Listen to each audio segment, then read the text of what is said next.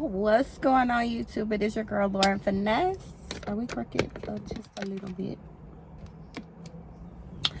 And we are back. We are freaking back. I'm so excited. I'm so excited. Let me get comfy. Y'all, my boobs. Let me tell you something. The first thing that whenever I gain weight, they go straight to my boobs. It's so crazy. Every time, like, I gain a little bit of pounds, it goes straight to my boobs. And when people talk about a big back, mine is like a big front because it goes straight in here. From here to here. It's crazy. Anyway, that ain't why y'all here. Don't mind my boobs. They here. They here and they queer. But anyway, y'all see the title and I'm so excited. Them season 2 on Amazon Prime. So first things first, if you guys didn't see my season 1 review, which actually did really well, you guys can go and watch that one. I'll put the link in, I'll either pin the link in the comments or put it in the description box. But we had such a good conversation about season 1. One thing that them does, and it's only been 2 seasons, but the one thing that I'm seeing is that they, like, the way it is filmed, it always seems to have like some symbolism and imagery that you can connect with in present day, even though the timelines are in the past. And this one is no different. Season 2 is no different. Season 1, we were talking about Jonathan Pentland. If you guys don't remember, that's the guy that was harassing the young black man who was in his neighborhood. And I linked that story to season 1 because there was a scene in season 1 that was directly, it was basically what happened with Jonathan Pentland and the young black man that was in his neighborhood. So I just love what Amazon is doing. I took some notes, y'all. I took a lot of notes. Like, y'all probably can't see, but I took so many notes. I'm gonna try to keep it brief, but I just got so excited because, like, this is my kind of show. And it's just, we always have really good conversations about it, so I'm just kind of excited. Okay, so them season 2, The Scare, it starts out, it's set in 1991 Los Angeles, and it is around the time of the Rodney King verdict.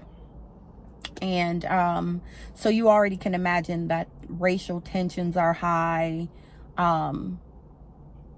during this time, right? It's just everybody is kind of on high alert because of what happened to Rodney King, and you know, all of the court situations that happened after that, all of the additional rioting and everything that happened after that. So you can just imagine that it is just like high racial tensions going on.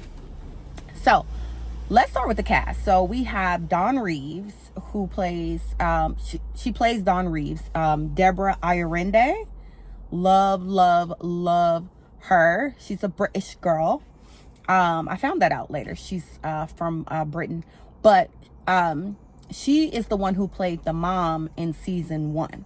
Season 2, she's playing Dawn Reeves. She has her son Kel. Her mom is Athena, played by Pam Grier. Her husband, her estranged husband, is played by Iman Shumpert. Shout out to Iman, because for him to go from a professional basketball player to like a solidified actor, he's on The Chi, has a recurring role. He's played in several movies at this point. Shout out to him for being like a bona fide actor. He didn't have much screen time, but the screen time he had, you can tell like he's an actor. He's retired from basketball. He is an actor at this point. We have Jeremy Bobb. He plays the detective McKinney, who is her partner and adversary. Reggie, that's her love interest. And Joaquin, who is her partner. He's like a Latino. He's her partner later on. And then last but not least, standing ovation for the Luke James. Mr. Luke James. he'll probably never see this video, but if he sees this video, Mr. Luke James deserves every single award for his role in this show. He played this role so well. I believed every minute, every second, every scene he was in. Every scene he was in, I believed everything that he was doing. This was his Heath Ledger role, right? If you guys are not familiar, Heath Ledger, who played the Joker, he ended up killing himself because of the darkness that engulfed him from playing such a role that is just like so steeped in just scariness and danger and depression. And you know, it takes a lot to really get into that role. And oh my gosh, I don't know what that is, but they need to get their car fixed. Y'all know I'm in the Audi studio, so ooh, ciao. Oh my god. 1 second. Okay, they almost go. Okay, they go. But anyway, first of all, don't interrupt my Luke James monologue, okay? Luke James, like I said, this was his Heath Ledger role. He really got into this character. A lot of people that played in The Dark Knight with Heath Ledger, like Michael J. White and a couple other people, they were saying that, you know, Heath didn't look depressed. He didn't seem to be depressed. He seemed happy. And that may very well have been so. But we are aware that depression does not always look like someone who's crying 24/7, who's stuck in their house 24/7. Depression, and Luke James embodied this so well. Impression and mental health issues, sometimes people can turn it on and off. You know what I mean? Like someone you are looking at today that they look very normal, very healthy, and then tomorrow they do something extreme that you would never expect them to have done. Some people snap, they have a breaking point, and we'll get into it, but that's kind of what Luke James's character was in this series. And he embodied just like that character, Edmund Gaines, that's who he plays. He killed that role. He killed that role, y'all. And let me tell you something. He deserves an Oscar, an Emmy, a SAG award, like every single award you can think of. Luke James better be at the top of all of their list, period. And that's just that on that. All right, let's get into the story. So some of the things that I like, and if you guys, like I said, if you guys watched my Jeffrey Dahmer story, Netflix's Jeffrey Dahmer, I'll also link that video below. We had great conversation on that video. So please don't forget to like comment at the end of this. Let's have a conversation what you think about it. But the way it was filmed, I almost could tell they took a little bit of Ryan Murphy and his style of cinematography, similar to the Jeffrey Dahmer story. You know, it's in the same time frame. It's 1989 and 1991. He's playing with two different timelines. Similar to what I loved about the Jeffrey Dahmer story is that it wasn't in order. Like the killings that happened in that story didn't happen as they happened in real life. It jumped from different events. It was, you know, it was a hodgepodge of different things going on, and yet it still was very much cohesive. And that's exactly what they did. And I wish I would have looked up who is the director for this. And it's on the tip of my tongue. I'll put it here. The director, amazing job, amazing. Playing around with timelines, the look and feel, it felt like 1989. It felt like 1991. The costuming, like with the hair, the jewelry, the scenery, everything was just on point. Okay, the way this was filmed, A to Z, on point. So anyway, now that we got all that out of the way, you know, we gotta get the good stuff out of the way. I'm not gonna go episode by episode, and I'm not gonna touch on everything, but I am gonna tell the story. Spoiler alert. There will be spoilers, okay, because I do want to kind of talk about everything that happened. So if you haven't watched it, stop here, go and watch it, and then come back and give your girl a view and a like and a thumbs up and a subscription. Okay.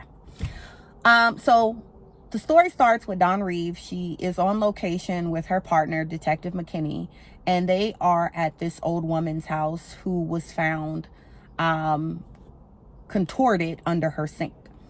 And they were looking at the way that she was like contorted under the sink, and they were like, how could someone have done this? Like, it is impossible for a person to have contorted her body in such a way. Like, she basically was in like a full back bend,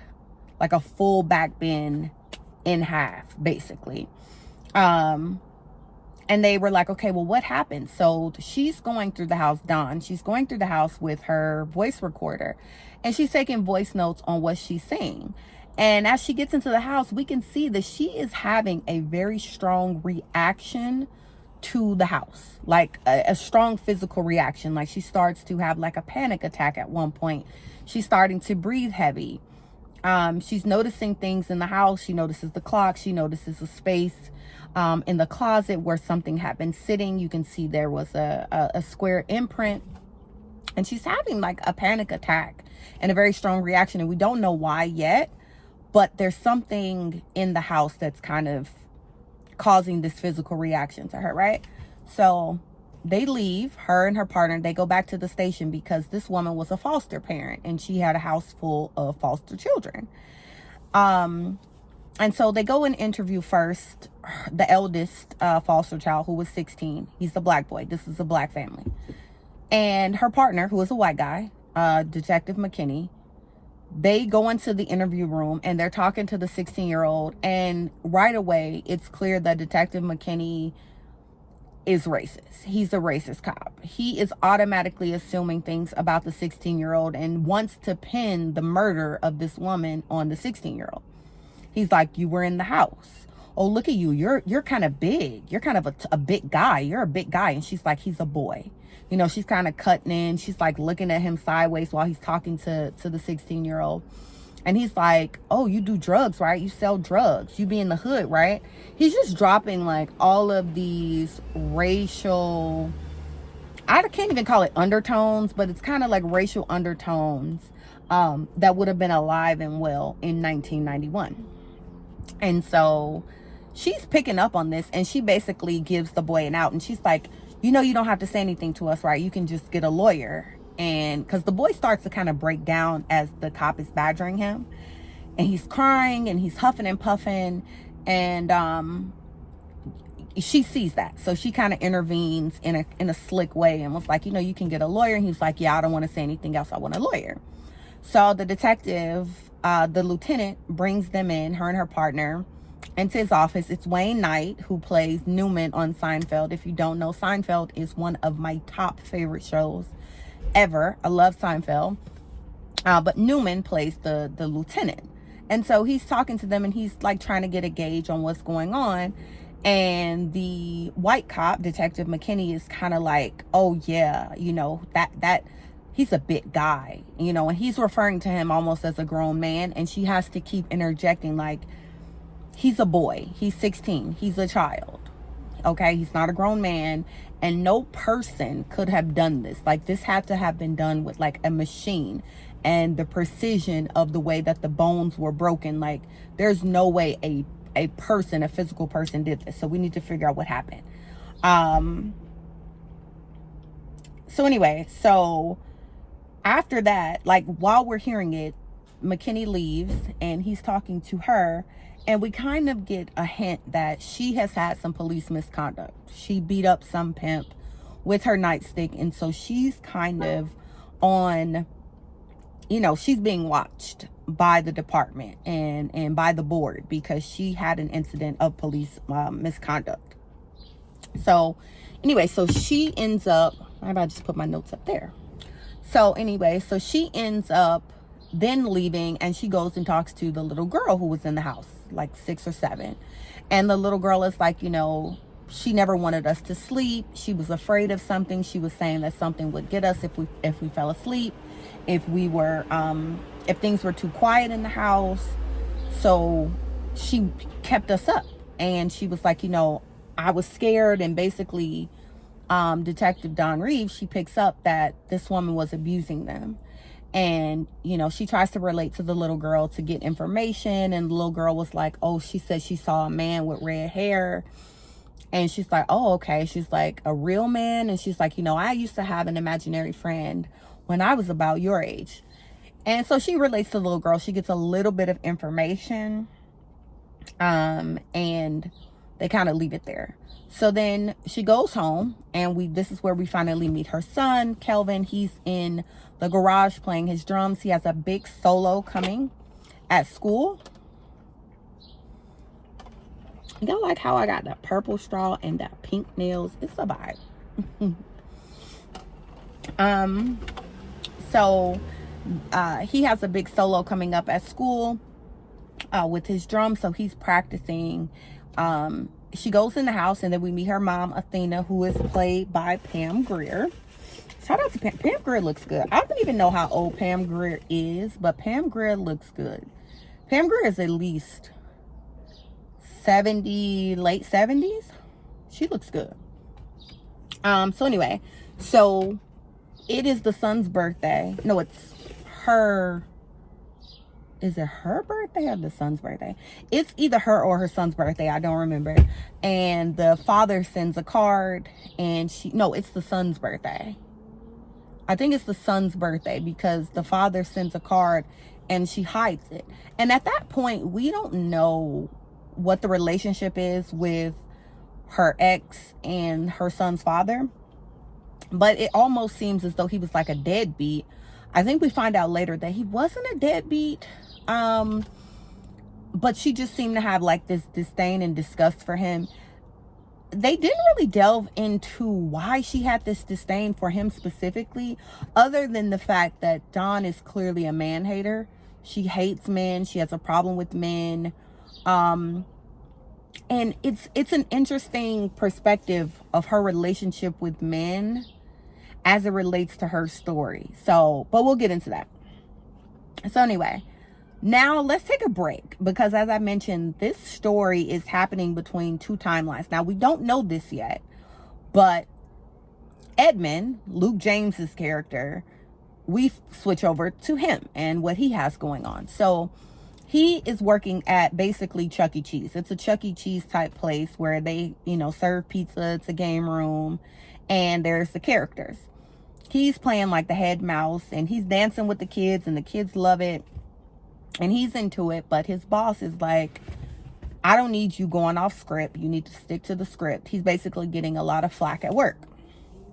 Now, Edmund is also an actor, and it's LA. So he has like an agency that he frequents for different roles. And apparently like he never gets the role. So this role he's going into to play a thug in a movie.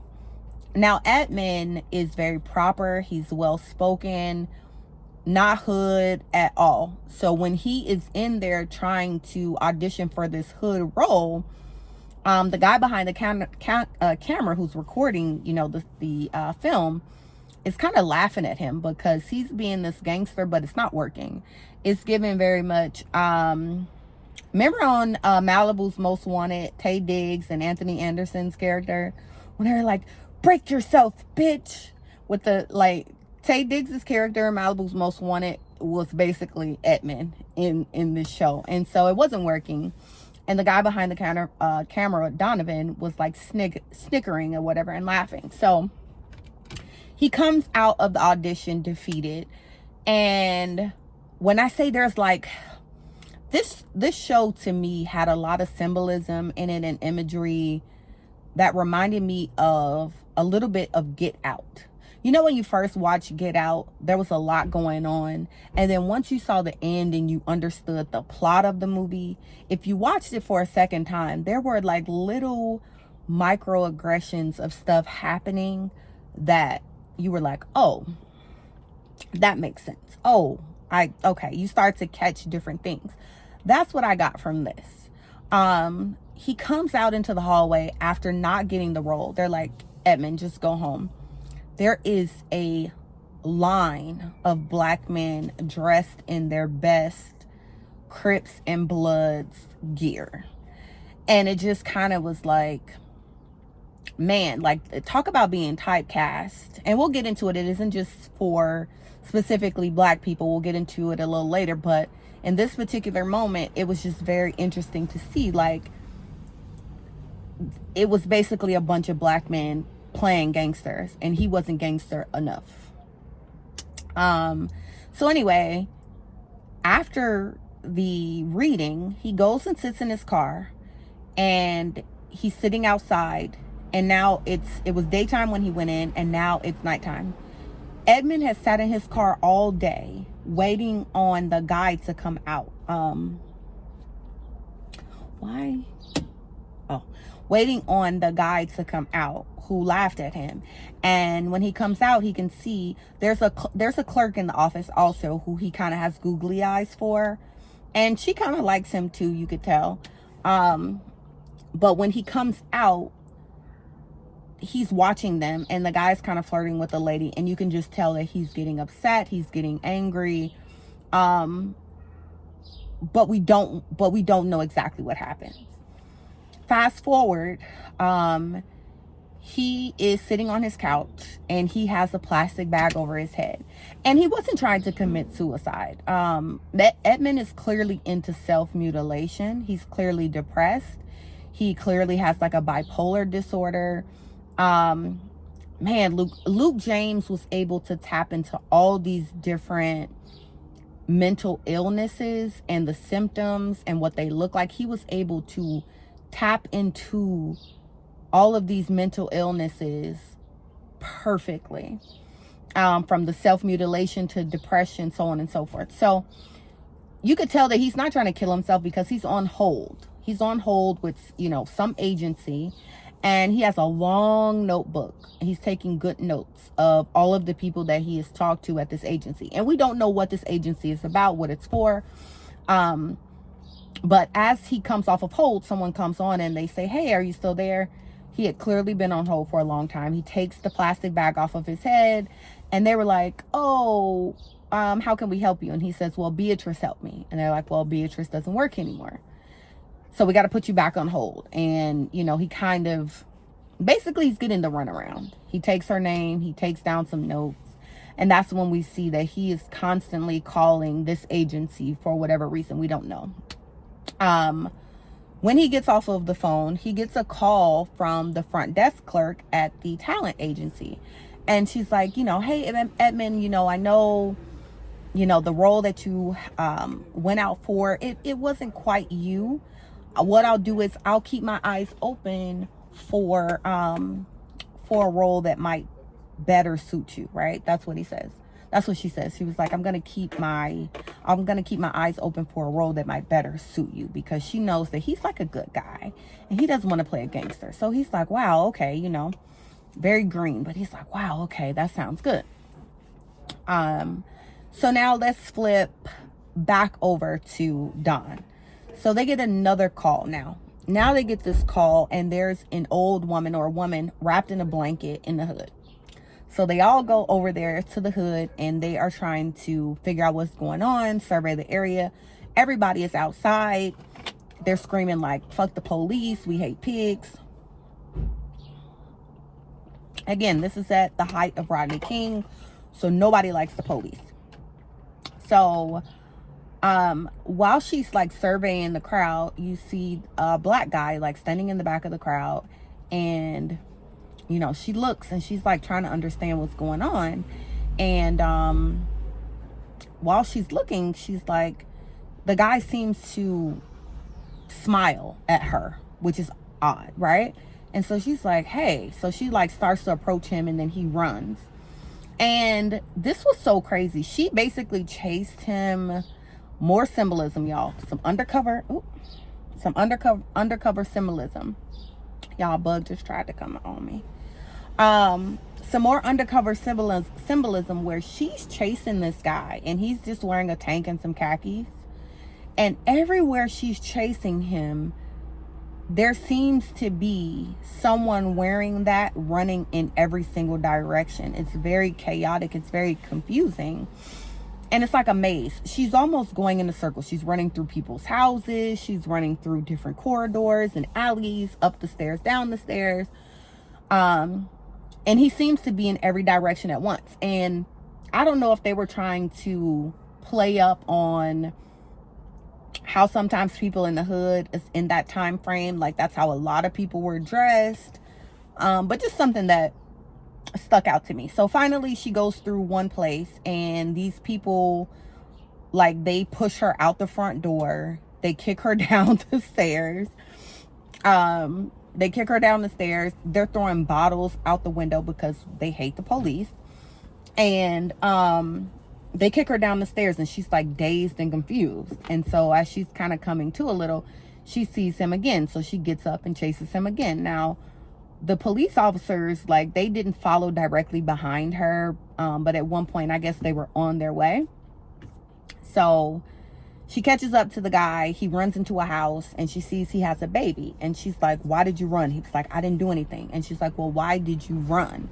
Again, more symbolism, because, like, why did you run if you didn't do anything?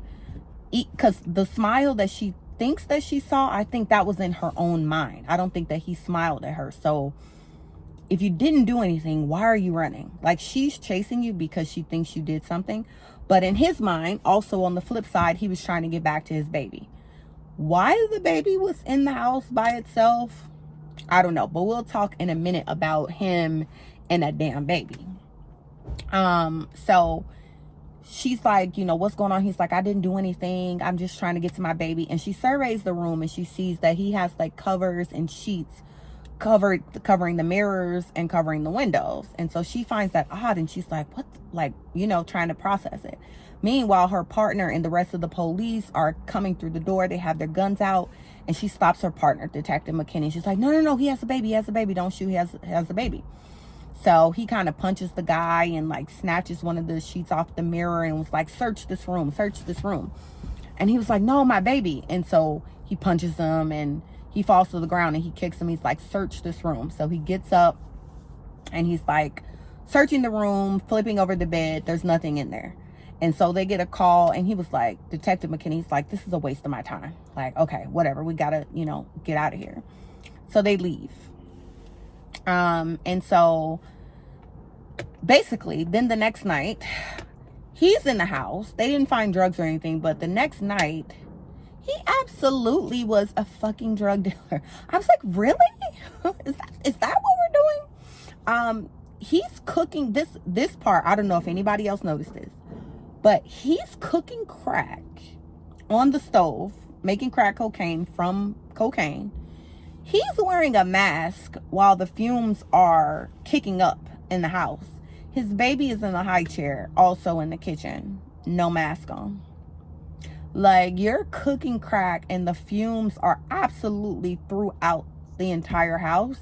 And you mean to tell me that you're wearing a mask and your baby isn't wearing a mask? Like, what are we doing?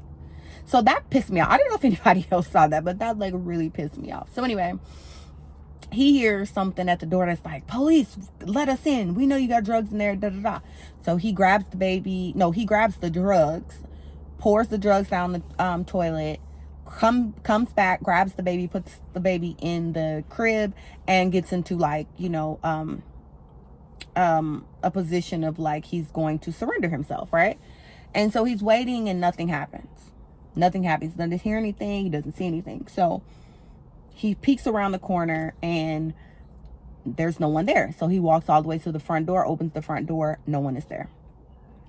Then he hears the baby giggling, and he's like, oh shit. So he runs back into the room, and we don't see it, but basically whatever that entity is that killed the old lady, now he's in a compactor bent all up under he had like a thing underneath the baby's like changing table or something, and it had like drugs and money, and the entity folded him up into the drugs and money.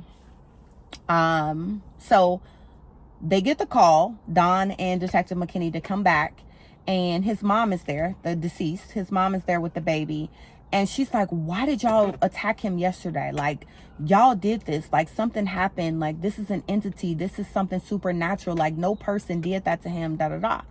And now Don is starting to realize, like, okay, something actually is going on. It probably isn't as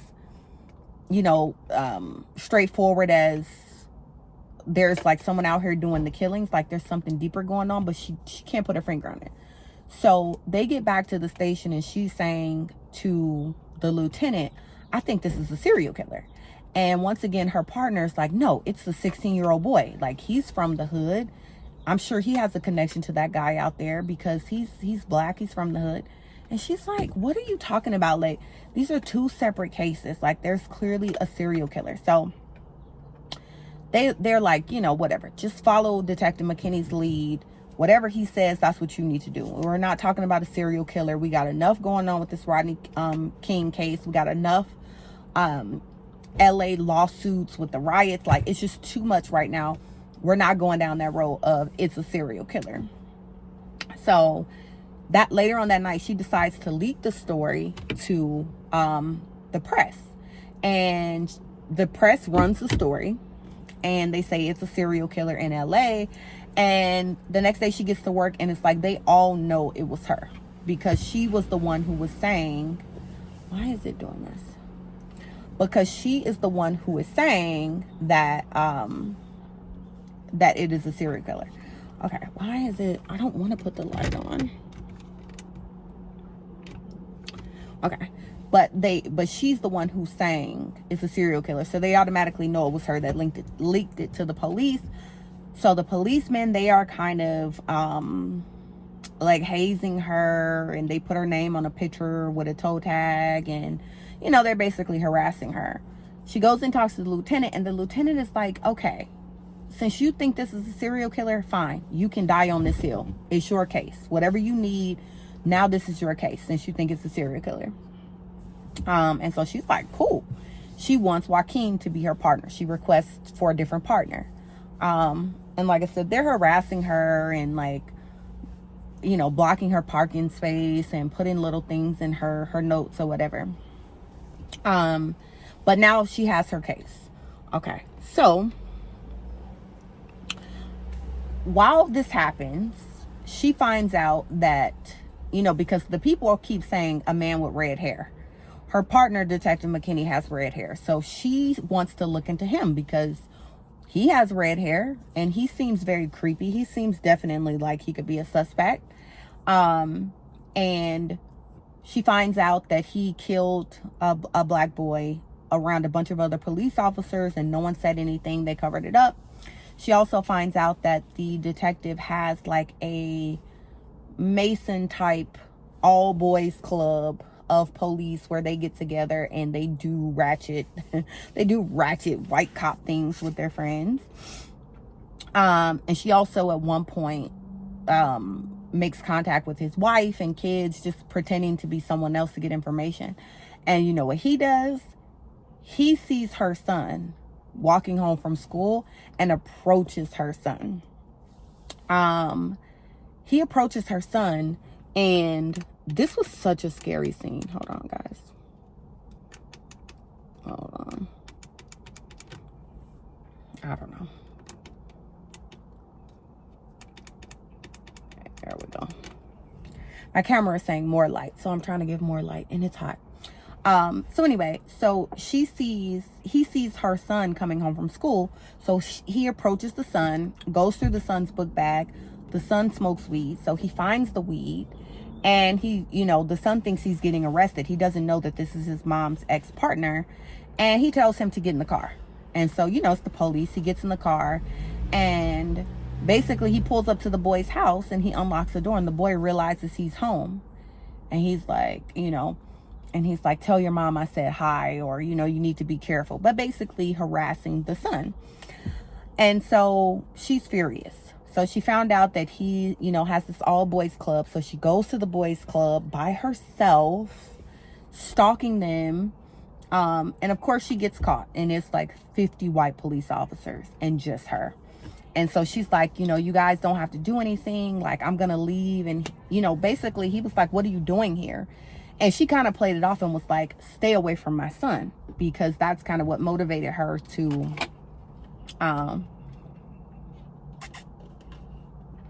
that's what kind of like motivated her to want to go and find him, because she was pissed about her son. So anyway, she's super scared. And that scene, y'all, I was scared. I felt the intensity of what was happening in that scene because, firstly, I'm a black women's, okay? Shout out to Jessie Woo. I'm a black women's, and I cannot imagine you being surrounded by all these white men who they could have easily killed her and covered it up. Easily. They're the police too. She has a problem. She's a police, she has police misconduct. She has a problem. They could have easily pinned it on her. But she managed to get out of there. She goes home, and out of all times, mind you, while all this is going on, her son and her mom are having like hallucinations of things, and weird things are kind of happening to them. So she goes home, and the mom is like, the mom has this hallucination of her in the tub. It's not her. So her mom feels like, I need to tell her what's going on. So her mom tells her, you were adopted. And she's like, what? And she's like, I'm so sorry. Like, you were adopted. And so it's like she just went, her son is being harassed by the police. She's being harassed by the police. She has all these murders going on. She almost gets killed by the police that she was sneaking up on. And then she comes home and her mom tells her she's adopted. And so she's like, okay, I've had enough. She starts drinking. She goes to her little boo's house. Whatever. She wakes up the next morning. She goes to the cafe. She meets her partner.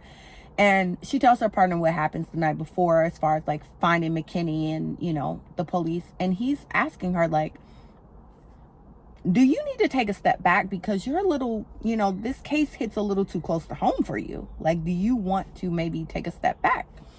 And I think, I know at this time, she doesn't realize like what he's saying. I gotta turn the air on. She doesn't realize like what he's saying. He's saying, you're actually connected to this case. Are you sure you want to go forward with it? Like, you're a little too close to this case. And she's like, yeah, no, I want to go for it, whatever. So back over to Edmund. So Edmund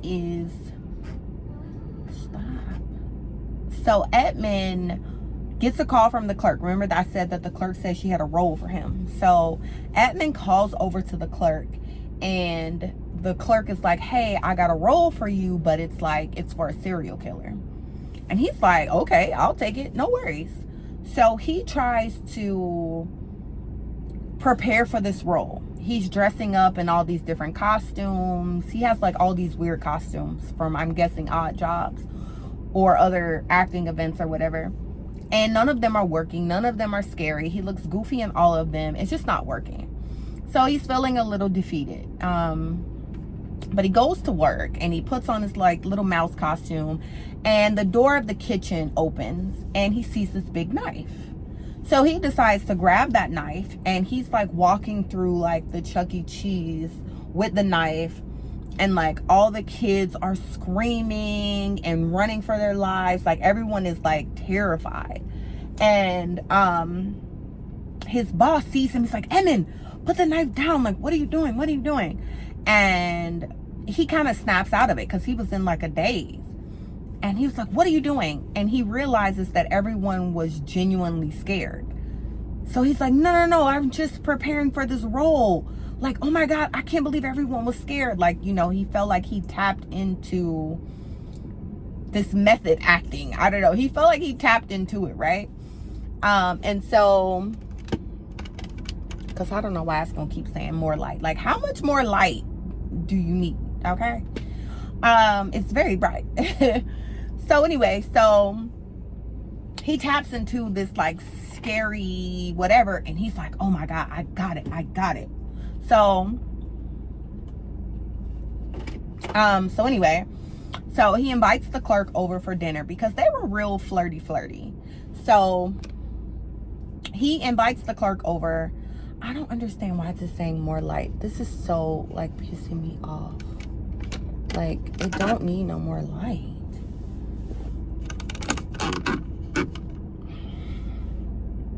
Okay, I don't know. So anyway, so he invites the clerk over for dinner, and they're having dinner, and he's like, oh, they're flirting. And I'm thinking, oh, you know, he has found someone, he likes someone, and this could probably be a thing, like, good for him. Edmund is crazy. So he goes in the back, and one of the costumes that he was like experimenting with was like, he's putting like black lipstick on his teeth and on his lips, and he's put a stocking cap on his head, and it definitely looked very, very scary. So he does all of this, and he comes back out, and the clerk is like, oh my God, Edmund, no, like, no. And he's like, you know, oh, I've been thinking about you all day. And he has a knife, and he's like putting the knife on her or whatever. And then he snaps out of it and he's like, oh my God, I love that you were doing this scene with me. Like, you're so good. Like, I really believed you were scared. Like, this is so good. And she was genuinely scared. She's like, I gotta go. Because she was begging and pleading with him, like, no, Edmund, I have a child. Think about my son. And he's so out of it that he doesn't even realize what's going on, you know. Also, we find out that Edmund is adopted, and that he was adopted by a white family who, when he was 12, they told him he was going to get a bike, but I guess they took him back to the foster care system. And so he had been listening to these self-help books that his white adoptive father was the author of. And he went to go see him, and the white adoptive father was kind of like, you know, Edmund, what are you doing here? Then the mom shows up. It was like an event for his book. And basically they shoo him away. They say, you need to get out of here. Don't come back. And that kind of breaks him a little bit. So he goes and finds like a prostitute, and he's gonna, I don't know if he was gonna kill the prostitute, but definitely it was going down that road. But you don't know. You don't know if it's gonna go down that road or not. And then the police pull up just in time, and they arrest him, and they're like, oh, he's the killer, you know, he's one of the killers we're looking for. And they find all his audition tapes, and he was basically reciting one of his audition tapes, and they were like, this guy is just crazy. He is not the killer. We're not looking for him. He's an actor, and he was acting. So they let him go. So he goes now for the audition for the serial killer, and he gets there, and they're all these white men. More symbolism. When it was a hood nigga role, you had a whole bunch of black men, the Bloods and Crips. Now it's a serial killer role, and it's nothing but white men dressed up, Ted Bundys and Night Stalkers and all these white men. And he comes in with like his stocking cap, you know, character that he has created. And the guy, you know, it's like, Edmund, you know, you got to get out of here. He pushes the guy and goes in the room, and the black girl is there. And it becomes obvious that she has told them what he did to her. And they were like, Edmund, you got to go. Like, you got to get out of here. The guy, Donovan was there, the black guy, and like the director, whatever he was going to read with. They were like, Edmund, you got to go. And he's like, but you said this role, like yelling at the black girl, the clerk. You said this role would be perfect for me. What do you mean? What do you mean? So at that point, he officially snaps. He has officially snapped. I think when he lost his job, he was on the brink of snapping. When his adoptive parents shunned him, he snapped, but he still had like that role. And then when he didn't have the role, now he is completely off the rails. He is completely crazy. And it's like, okay, there's no coming back. So now let's flip back over to Dawn. So Dawn and her partner encounter another potential victim. It's a little boy who said he's seeing a man with red hair. So they go to the house, and the grandmother doesn't speak English, and Joaquin speaks Spanish. So basically she's saying, we're going to do an exorcist on this boy. Like, this is nothing that the police can help us with. We're going to do an exorcist on him. We don't know why he's seeing the guy with the red hair. And so Dawn tells her partner, like, let's come back later tonight. Like, let's just see what happens. So they go back later on in the night, and they're doing the exorcism. And while they're doing the exorcism, the boy starts convulsing, and he's like foaming at the mouth. all this stuff is going on. So she runs in. This part really blew me because I was like, what are you doing? She grabs the boy, puts him in the police car, and wants to drive him to the hospital. Girl, I get like you trying to be a Braveheart, but it's no way I would have taken that boy from that house and put him in the squad car. She's like, oh, I just want to save him. But honestly, no. It was a red flag from the beginning. No, he cannot go in the squad car. We will wait on the ambulance. I'm sorry what happens, but we need to wait on the ambulance. So anyway, as she's on the way to the hospital with the young boy in the back seat of the police car, and you know it's like caged, he starts like going through it. His body starts cracking and breaking. So the entity is killing him. And by the time she gets to the hospital, she opens the back door, he's dead. And now they're like, wait a minute, so how did he die? Because he was in your custody. There was no one else in the back seat. You attested to that. So what happened to him? It looks like you killed him. Like, why did you take him from the house? Why, you know what I mean? It was like, why did you do that? And so they basically take her on the perp walk. They take her badge, they take her to jail, they arrest her, you know, they strip search her. And she goes into like a room board with some police officers, and they're basically asking her like, what happened? You know what I mean? Like, what's going on? How did the little boy die? The hospital was only 8 minutes away. It took you 15 minutes to get there. What happened to the other 7 minutes? And she just like, I don't know. Simultaneously, we're seeing that her partner is like, she accosted me and followed me home after work. She chased that black man that died. She also was at the house with that lady. Like, maybe she's connected to these murders. And now she's with that black boy. I mean, now she's with the Mexican boy who died in the car. Like, maybe she's the one who is associated with these murders. So they let her go. While they're, you know, pending investigation, they let her go. She says, put me on the polygraph, like, put me on the machine. I didn't kill him. And so they release her because, like, she's telling the truth, but they need to investigate because the boy still died and there's no real explanation why or how. So while this is happening, her son is at school getting harassed. They're calling him. The one little girl that was like his friend, she's like, you know, I understand that you don't want people to know that your mom was a cop, a pig, but like, your mom is killing kids.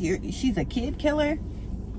So he's getting harassed at school, and then like the police come and visit, and he has OCD. Like, you see it in different scenes that he clearly has OCD, and he's having a manic episode where a police officer is speaking to their class just about, you know, how to do the right thing, stay in school, whatever.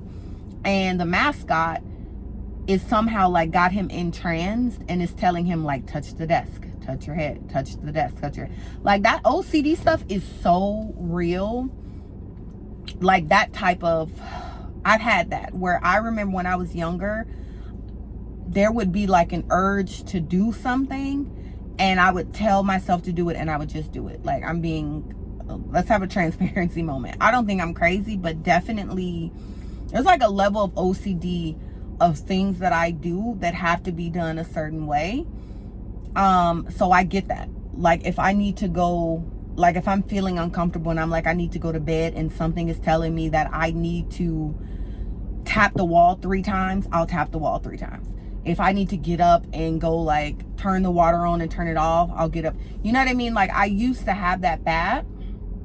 And that's like a slight OCD thing. So that kind of resonated with me. I was like, that is some real ish. Now, I'm not seeing entities telling me to do it, but like, there's something in your mind that's like telling you, you have to, you know, touch this. You have to do this. Like, people that have OCD that have to like, I gotta like stretch my arms 3 times. I gotta turn in a circle, like those types of things. So anyway, it resonated. So he has a breakdown in class.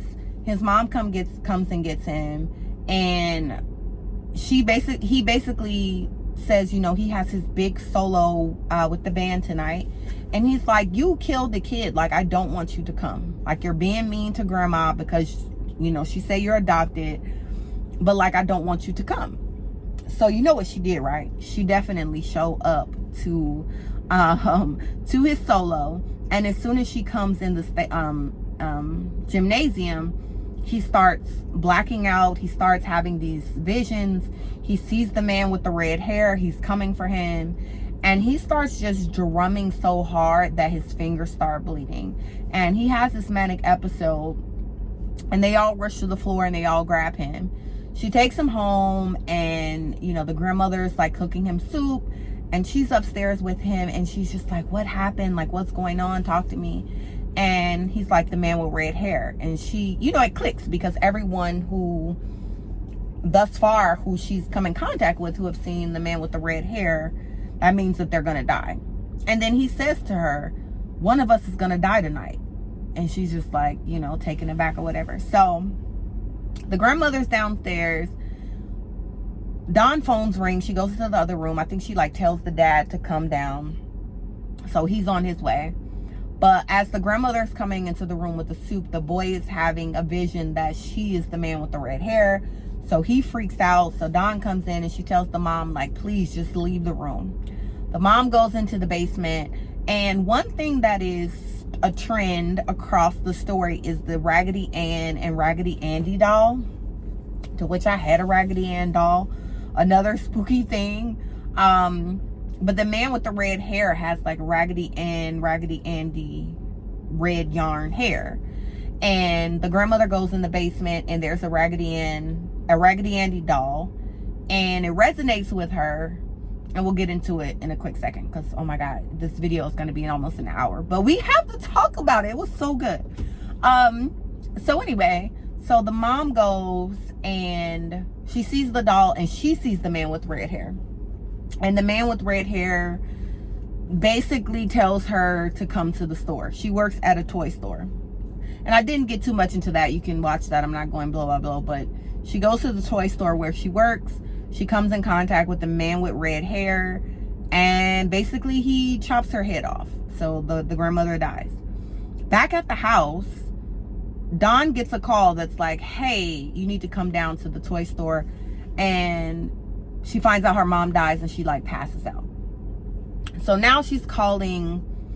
So her mom had said she was adopted. So she had reached out to her partner to kind of look into it. And the partner tells her, like, you know, your adoptive parent was the old woman who was killed in the house, the very first victim. And she's like, what? I don't remember that. And you also had a twin. And then she says the twin's name, and she sees the picture, and she remembers something I didn't tell you, is that at one point there's a scene where Edmund comes to their house in 1989. This is where we find out that he's living in a different time period than them. It's 1989. Dawn, her son, and Iman's character, her husband, they're all living in that house together. And Edmund comes to the house. Now, this is after...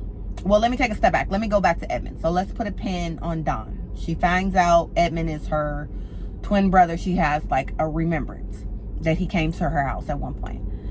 Back in 1989, so Edmund is crazy, right? We talk about how he didn't get the role. He snaps. So he goes to the guy Donovan's house. And I love this scene where they show him they show multiple versions of him moving out throughout Donovan's house, in his bed, taking his shit in his toilet, looking at his television, moving his chairs and lamps, and just doing weird stuff in this man's house. So he's waiting on Donovan to come home. He sees like a family video that Donovan is in with his family. And when Donovan comes home, he basically kidnaps him and brings him into the basement. And he wants him to reenact his like 6th or 7th birthday. And so Donovan is doing it.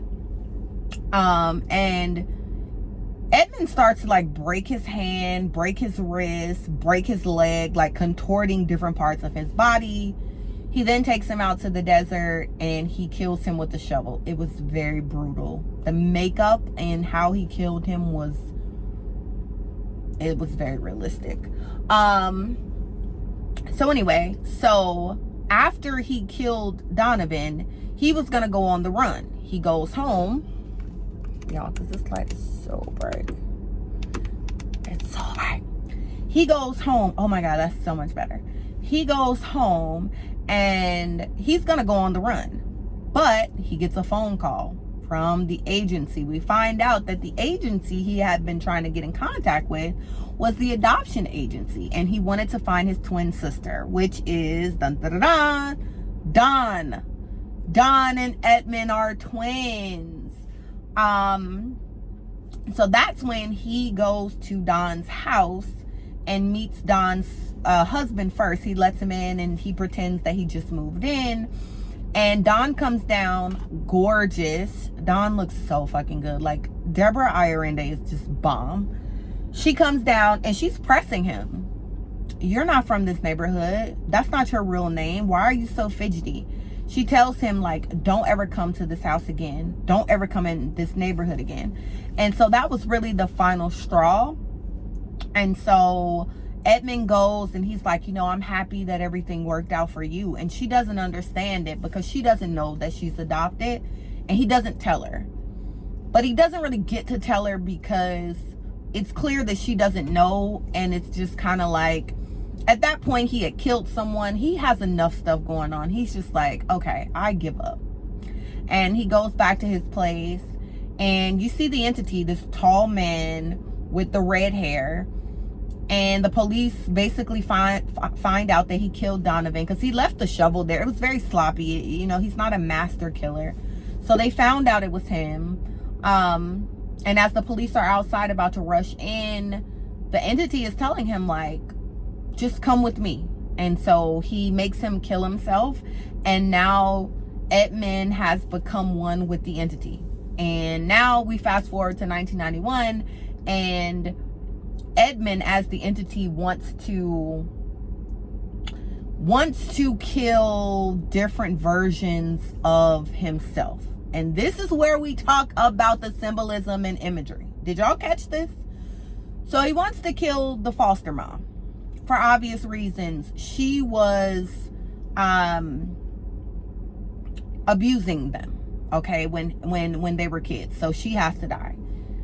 The gangster guy, right, in the neighborhood who's cooking drugs, he wants to kill him because he represented that role that he wasn't good enough to get. Remember all the Bloods and Crips? He wasn't hood enough to get that role. So him killing the hood guy totally makes sense.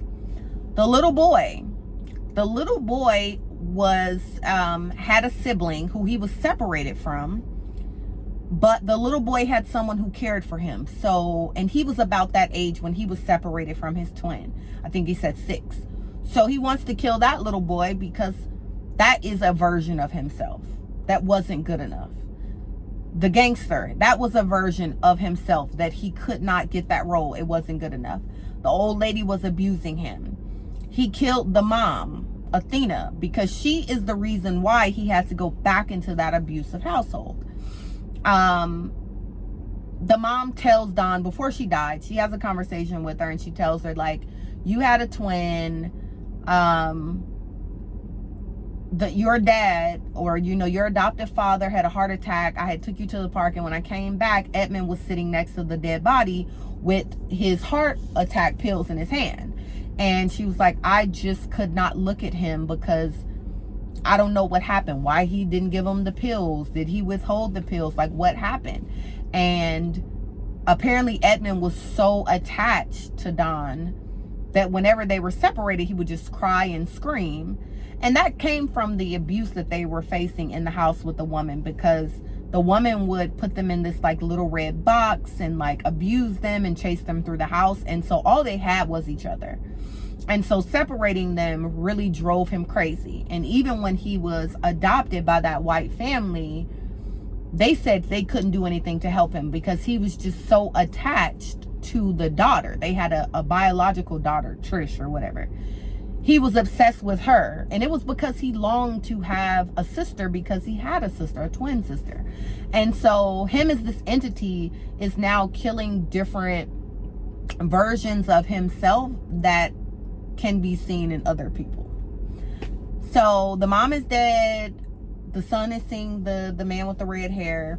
She finds out that Edmund was her brother, and her partner tells him like he killed himself like 3 years ago in 1989, or 2 years ago, whatever, in 1989. So there's nothing we can go back to. And she's like, damn, I remember he came to the house. I remember that now. Like he wanted to tell me, but he couldn't tell me. And so she wants to now go back and visit the house of the foster mom who, was the first victim, the old lady. So finally, Kelvin's father comes in, Iman, and she's like, I need to go take care of some things, right? So she goes to the house, and Joaquin and Detective McKinney are outside watching her. Now, Joaquin is telling McKinney, like, she's losing her mind. Like, I told her she was too close to this case, and I'm worried for her. Like, he's genuinely worried, and McKinney just wants to catch her up. All while this, court case is going on with her and the boy. So McKinney was like, oh yeah, they always return to the scene. I knew she would come, back to the house. So then she goes to the house, and now in the very first scene where she was taking notes on her recorder, she's listening to it, and she realizes that the things that she was seeing in the house on her recording was her remembering those things when she was a child. She saw like a clock on the wall. There was no clock there. That was a memory. And that physical reaction that she was having to the house was a memory unlocking. It was trauma there. And that's why she was having a panic attack, and she didn't understand it. When she told the little girl she had an imaginary friend, it wasn't an imaginary friend. It was her brother Edmund. Once they separated them, the mom lied and made her believe that Edmund was a figment of her imagination. And to a degree, it turned her crazy. So anyway, they see her come out the house, and so then she calls Joaquin later, and she's like, I got to show you something. And she shows him all the evidence, and Joaquin is like, damn, like it's all starting to make sense. Like maybe you aren't crazy. And they look at a video, and he basically starts to believe her. Like, okay, it sounds crazy, but like maybe you're onto something. But as they're saying that, of course, Detective McKinney was in the house. It was a setup. And Joaquin is like, no, let her go back to the house. Let her go home. She's like, I gotta go home. I gotta get my son. And Detective McKinney basically shoots Joaquin because he stepped in the way. She's recording all of this. Like when she put her hand into the back, she wasn't going for a gun. She was turning her recorder on. So she recorded the whole thing.